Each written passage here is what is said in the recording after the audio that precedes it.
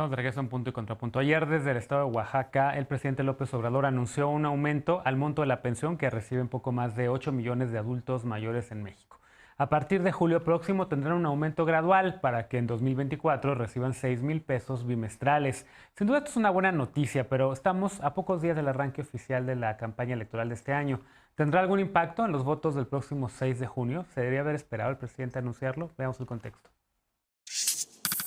Todas las personas mayores de 65 años podrán recibir la pensión universal para el bienestar. Este fin de semana, el presidente López Obrador dijo que no solo quienes pertenezcan a comunidades indígenas o afromexicanas recibirán esta pensión a partir de esta edad, también quienes vivan en zonas urbanas. A la fecha, 8,025,587 personas reciben 2,700 pesos cada bimestre. Con la reducción de edad, el beneficio se extenderá a 10,300,000. El presidente también anunció que el monto de la pensión aumentará gradualmente hasta llegar a los 6,000 pesos bimestrales en 2024, año en el que termina su gestión. Dijo que decidió este incremento considerando que durante su mandato el salario mínimo ha subido 44% en términos reales, pero que el valor de la unidad de medida y actualización, la UMA, utilizada como referencia para el pago de pensiones, se ha reducido 58% en relación con el salario mínimo. Añadió que el incremento de las pensiones se hará con los recursos obtenidos por los ahorros aplicados por su administración. El primer incremento del 15% se aplicará en julio próximo. En enero de 2022, 2023 y 2024,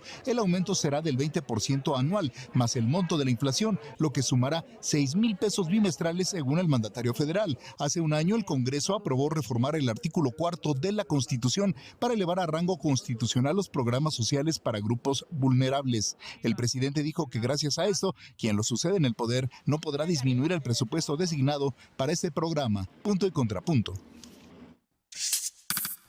A ver, ¿cómo lo ves este tema, Indira? Es una buena noticia, sin duda. Una noticia creo que va a generar pues mucho interés, sobre todo en personas adultas mayores, que se baje la edad, por supuesto, pero también que se aumente. Pero de verdad, anunciarlo ahorita, ¿eso influye en el proceso electoral? ¿Cómo lo ves? ¿Debería haberse esperado el presidente o no? La verdad es que no se me hace una casualidad y tampoco tanto el mes en donde lo anuncia, porque ya el 15 de abril toda la propaganda gubernamental tendrá que reservarse, como tampoco el mes en el que entraría en vigor.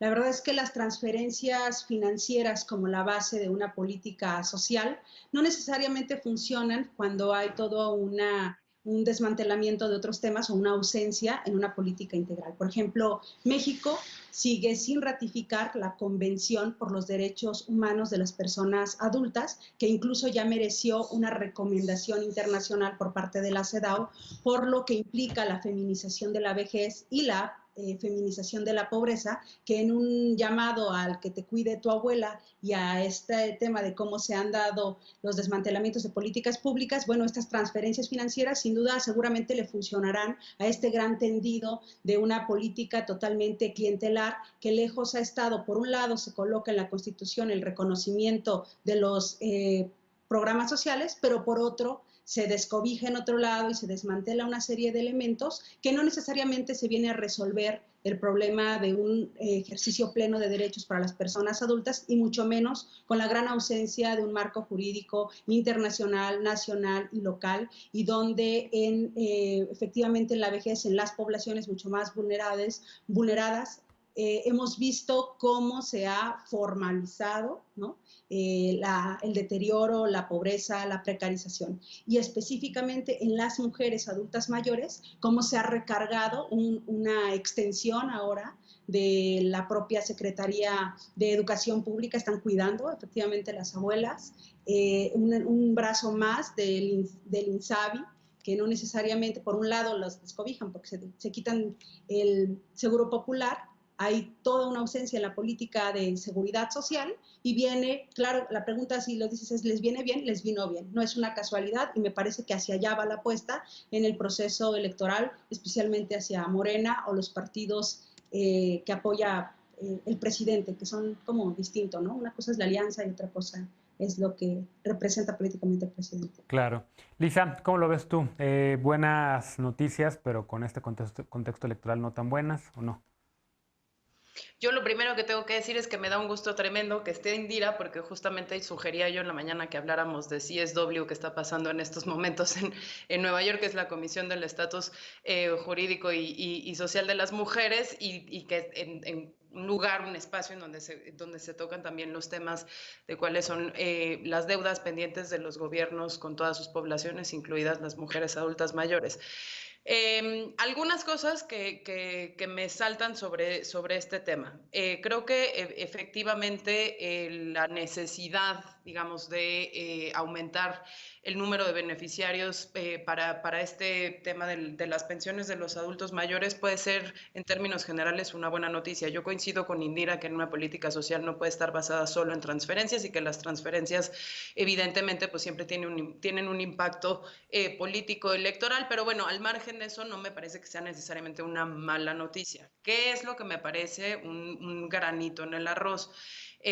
La extensión universal a todo esto sin criterios de posible exclusión positiva, como podría ser aquellas personas adultas mayores que genuinamente no necesitan este recurso y que al ser su aplicación universal, pues vas a tener adultos mayores ricos que van a recibir de alguna manera alguna transferencia gubernamental versus un montón de necesidades que en este momento sí se están teniendo, sobre todo por la pandemia, y que, por ejemplo, fueron abiertamente desechadas por el gobierno, como el ingreso único vital, por ejemplo, ¿no? Que se pedía que hubiese la transferencia de ciertos recursos 2 meses o por el equivalente de 3 meses, perdón, nada más, para enfrentar el momento que creíamos más grave de la pandemia allá en el verano del año pasado, y que tenía un impacto presupuestal del 0.8% del PIB y que se negó justamente porque lo que se decía es que estábamos en épocas de austeridad republicana, mientras ahora lo que se nos está diciendo es que por esa austeridad republicana, pues entonces vamos a poder incrementar en 10.300.000 el número de beneficiarios, más un incremento del 20% más la inflación de aquí al 2024. Entonces no me parece mal que existan estos apoyos, que existan estas pensiones. Tampoco necesariamente me parece mal que se bajen los requisitos de edad para recibirlo, de 68 a 65 años. El momento parece conspicuo y sobre todo el mensaje parece contradictorio, habiendo rechazado ayudas similares en un momento crítico que pudieron haber, por ejemplo, rescatado ahí sí a muchas mujeres de tener que abandonar sus empleos y sus hogares por la falta de recursos líquidos para poder hacerse de ayudas, para poder cuidar a los hijos, por ejemplo, que en su momento se negaron diciendo que no era posible, que no era económicamente viable, que el gobierno no se iba a endeudar. Entonces, parte de la, digamos, como de la crítica es la aplicación universal sin poder genuinamente orientar esto hacia las personas que realmente lo necesitan y entonces poder ser mucho más efectivos en eso de las transferencias. Y dos, la parte de decir cómo se toman esas decisiones y cómo se comunican que en su momento este gobierno fue enemigo de las transferencias directas en un momento de crisis. Lecona, ¿cómo lo ves? También alguien en redes sociales ponía varias cuentas, recordaban también un momento similar, digamos, entre la presidencia de Peña Nieto y la de López Obrador. El presidente Peña Nieto anunciando también pensiones a adultos mayores a partir de los 68 años, también en pleno contexto electoral. Hace algunos años. Sí, y hay por ahí algunas cosas que creo que hay que aclarar, ¿no? Porque muchos ha dicho también de que ya estaba en 65 y que este gobierno llegó a subirlo a 68, pero en verdad la historia remonta al famoso 70 y más de 2007, bajó en 2013 a 65 años en efecto, en 2019 cuando se hizo, ya con este gobierno, subió a 68 años, pero con una universalidad más amplia de beneficiarios, y ahora ya empezó, de hecho, el año pasado esta distinción entre mayores de 65 años, a partir de 65 años, pero en poblaciones indígenas. Entonces, por ahí esa confusión creo que hay que acotarla, porque creo que el tema no va por ahí. No es que está regresando o está cortando la edad por lo electoral. Yo creo que en un tema que toca directamente a los adultos mayores, es imposible desligar a ese segmento de la población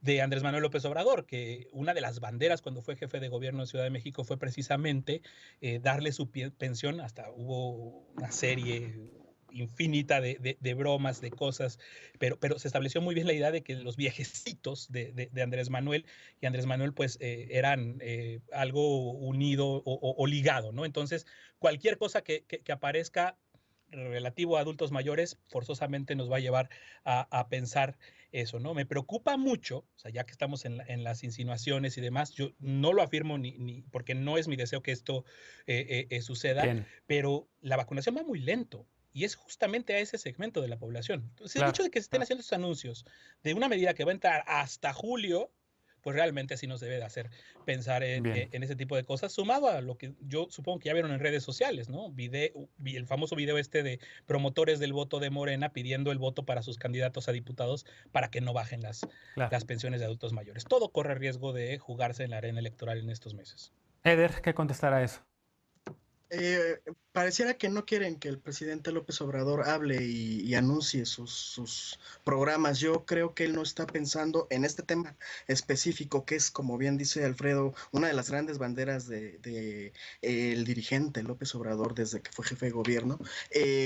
No está pensando en clave de la siguiente elección. Él más bien está encareciendo la posibilidad de que si algo sucede, algo catastrófico sucede con Morena en estos próximos 3 años y la derecha regresa al poder, que les cueste más trabajo quitarle estos derechos a la población. Hay un riesgo con lo que plantea Lisa.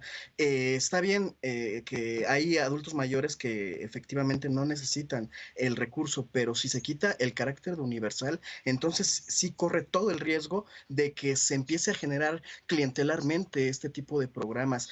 Lo único que hace que no se lucre políticamente con ello, a partir de que se condicione de no te doy tu apoyo si no votas por mí o si no haces lo que yo diga, es que es un derecho para todas las personas que cumplan con ese requisito. El requisito ahorita será que tengan 65 años en adelante. El carácter de universal, el no revisar el estatus económico del adulto o adulta mayor es lo único que garantiza que no se lucre de esta manera políticamente.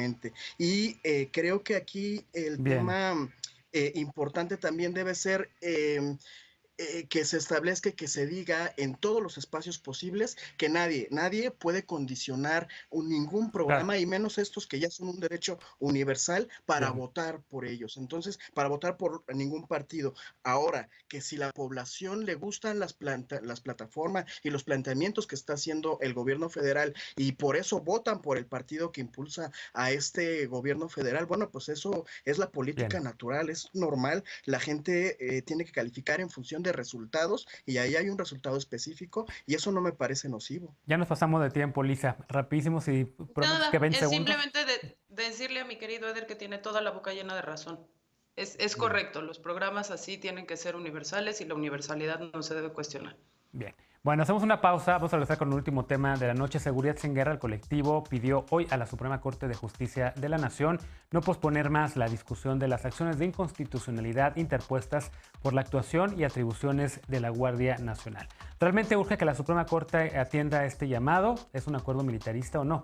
Regresamos con esto, punto y contrapunto. No te vayas.